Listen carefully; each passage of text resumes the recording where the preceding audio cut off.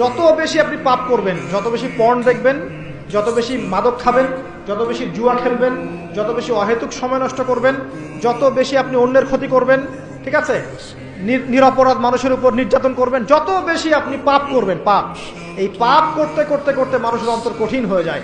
ইবনুল কাইয়্যিম রাহিমাহুল্লাহ বলেছেন যে পাপ করতে থাকলে মানুষের অন্তর কঠিন হয়ে যেতে থাকে, এবং ইস্তেগফার আর জিকির করলে গিয়ে মানুষের অন্তর আবার নরম হতে থাকে। পাপের উপর পাপ করতে থাকলে মানুষের অন্তর কঠিন হতে থাকে। এ বিষয়ে রাসূলুল্লাহ সাল্লাল্লাহু আলাইহি ওয়াসাল্লাম বলেছেন, যখন মানুষ একটা পাপ করে কলবের মধ্যে একটা কালো দাগ পড়ে যায়, যখন আরো একটা পাপ করে আরেকটা কালো দাগ পড়ে যায়, এভাবে যখন পাপ করতেই থাকে তখন পুরো কলবটাই কালিমা পূর্ণ হয়ে যায়। এই অবস্থায় যদি সে তওবা করে আল্লাহ পাক মাফ করে দিবেন। যদি এই অবস্থায় তার মৃত্যু হয়ে যায়, তার আত্মাটা থেকে দুর্গন্ধ বের হতে থাকে, যে আত্মাটা কবজ করতে পর্যন্ত মালাকুল মউত মানে ঘৃণা পোষণ করে।